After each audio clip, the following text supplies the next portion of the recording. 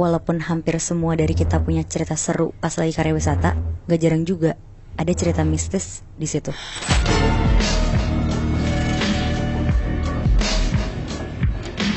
Dengarkan versi lengkapnya hanya di aplikasi Noise. Gue dapat cerita ini dari email kita, dan dia nyamarin nama dia sendiri sebagai Anjani. Oke. Jadi tiap tahun sebelum COVID, sekolahnya Anjani ini selalu ngadain karya wisata atau study tour, dan lokasinya selalu di Bali. Yang ikut biasanya anak kelas 7 yang baru ke kelas 8, berarti SMP ya. Nah setelah COVID, 2 tahun tuh gak ada study tour. Akhirnya Anjani ini dapet buat study tour pas dia baru naik dari kelas 8 ke kelas 9, dan itu di tanggal 25 Juli 2022. Oh baru berarti? Baru kayak Tahun lalu berarti. Awal-awal dia tuh happy banget karena ya dia tahu mau liburan ke Pulau Bali ya kan, bisa sekalian healing gitu katanya. Seharian perjalanan menuju Bali kurang lebih estimasinya 14 jam.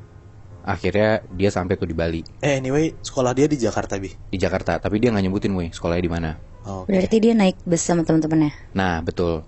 Sorenya sekitar jam 6-an, setelah dari pagi dia dan teman-teman sekolahnya itu jalan-jalan, akhirnya mereka tuh menuju hotel. Sesampai di hotel, langsung tuh mereka check-in. Nah, ini gue diwanti-wanti banget buat gak nyebutin nama hotelnya. Tapi pas gue cek, hotelnya ini lokasinya di daerah Sempidi, Badung, Bali. Tahu nggak lo? Iya. Awal pertama kali masuk hotelnya, jujur vibe hotel ini tuh emang agak kuno kata dia. Dan creepy banget, kayak nuansa vintage tapi nyeremin. Nah, dan lo tahu, yang biasanya resepsionis atau pegawai hotel tuh masih muda-muda, cantik gitu kan. Ya apalagi di Bali gitu ya biasanya. Nah ini tuh beda Nat. Semua tuh udah kayak tua-tua berumur gitu. Ada sih yang masih ibu-ibu. Nah dia tuh di situ agak takut dan sedikit kaget pas dia masuk ngeliat kamarnya. Dari kasur, TV, meja, kursi, semua tuh kelihatan kayak udah barang lama gitu Nat. Apalagi lemarinya. Dan yang paling gak banget tuh si Anjani bilang kalau dinding kamarnya tuh pakai keramik yang biasanya dipakai buat kamar mandi. Jadi biasanya digunain kan buat pijakan alas gitu ya. Nah ini malah kayak dipasang di tembok. Jadi kayak jijik banget gitu lah. Pokoknya ini hotel enggak banget si Anjani bilang. Nah yang paling menjijikan lagi, kata si Anjani ini, waktu dia ngeliat Instagram story temennya dia di kamarnya di hotel yang sama, itu dia nemu kecoa 6 biji. Kayak lu bayangin sebanyak apa itu kan. Iya. Nah tapi besokan harinya waktu dia mau mandi dan kondisinya tuh udah mau nutup pintu toiletnya setengah, dia tuh ngeliat ada kecoa. Jadi kayak ya dia sontak kaget dan gak berani mandi. Akhirnya dia mutusin buat mandi di kamar temennya. Oh ini berarti satu kamar satu orang, Bi? Enggak, satu kamar tuh berempat Oh. Udah tuh gara-gara ya kamar mandi gak bisa, dia mandi di tempat temennya. Udah selesai dia balik lagi ke kamar. Nah mungkin karena dia mandi malam, dia seger banget. Dan ternyata ya dia minum kopi gitu loh. Jadi dia gak bisa tidur nih si Anjani ini di saat teman-temannya udah pada tidur. Dia tinggal sendirian di kamar itu berempat. Dia bangun tapi teman-temannya udah pada tidur. Akhirnya dia sendirian itu, dia main HP aja tuh, di scroll-scroll TikTok. Dan ternyata dia gak sadar kalau itu udah hampir jam 12 malam. Terus karena dia bosan tiduran, akhirnya dia duduklah di kasur. Nah di saat dia lagi asik main HP sambil duduk itu, dia tuh ngeliat ada bayangan hitam lewat pelan dari jendela.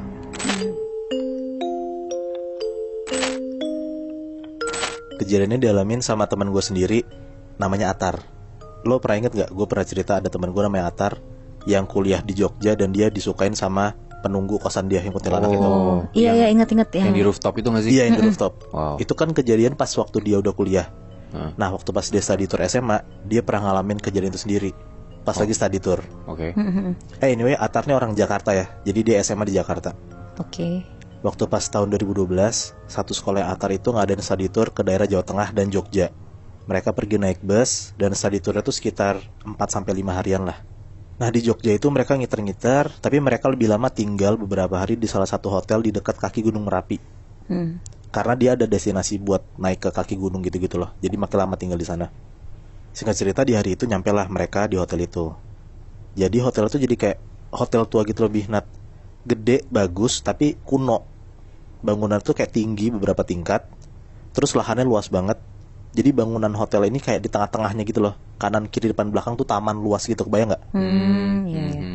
Nah kamar Atar dan teman-temannya Atar ini itu madep ke bagian belakang hotel. Yang mana itu kayak lahan kosong gelap gitu. Kebayang kan?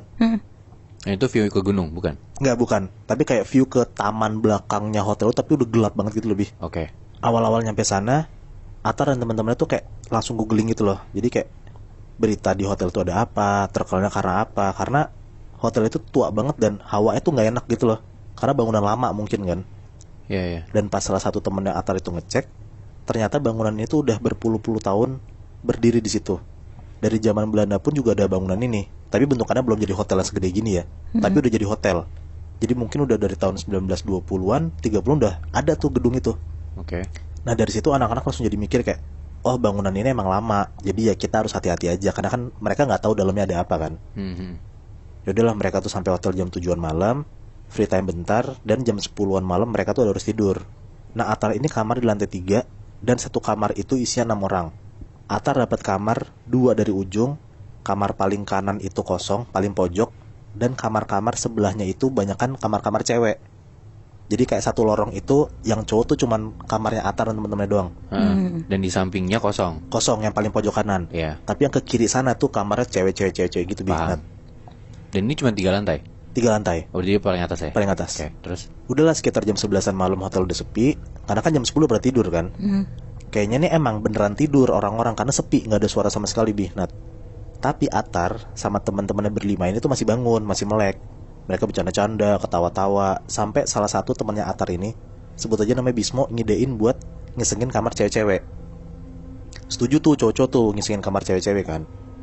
Yang cowok-cowok berenam ini lakuin adalah kamar cewek-cewek itu ditelepon semua, tapi ditempelin pakai suara lingsir ungi. Gitu. Iseng ya. Iseng, cowok ini iseng. Ditelepon lah kamar-kamar cewek ini. Ada yang ngangkat, ada yang enggak.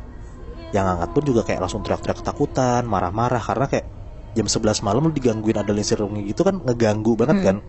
Sampai sebel tuh teman-temannya Atar yang cewek kan. Akhirnya Atar dan teman-temannya puas udah ngegangguin teman-teman mereka yang cewek.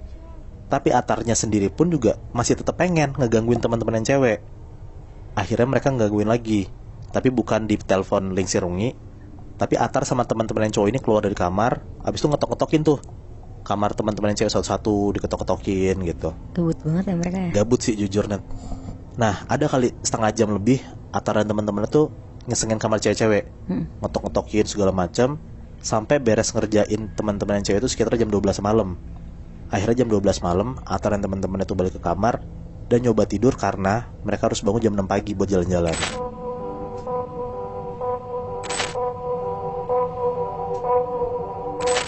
Woi, tadi cerita lo di Jogja kan? Dan ada kesurupan juga.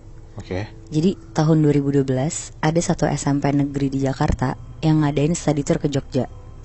Kenapa sekolah itu pilih Jogja? Karena sekolah tuh ngerasa Jogja tuh punya warisan budaya sama sejarah yang bernilai tinggi. Iya. Tapi emang sering banget sih kalau misalkan study tour ke Jogja nggak sih kalau SMP? Iya bener Bi. Kayak kalau nggak Jogja Bali kan. Benar. Jadi yang study tour pada tahun itu tuh siswa kelas 8, berarti kelas 2 SMP. Mereka pergi 3 hari 2 malam dan naik bis rame-rame dari sekolah mereka. Nah, jadi gue mau ceritain tentang satu geng anak-anak SMP itu. Mereka laki-laki semua, ada 3 orang, namanya Dandi, Ojan, sama Billy. Mereka tuh terkenal kayak paling lucu di SMP-nya itu, kayak rame banget anaknya, terus suka bercanda. Pokoknya definisi kalau nggak ada mereka tuh sepi banget deh sekolah. Akhirnya tiba juga hari dimana sekolah mereka tuh berangkat ke Jogja. Dandi, Ojan, sama Billy tuh satu bis. Mereka berangkat dari malam, kira-kira jam 10 malam, biar sampai Jogja tuh pagi dan menghindari macet dan lain-lain juga.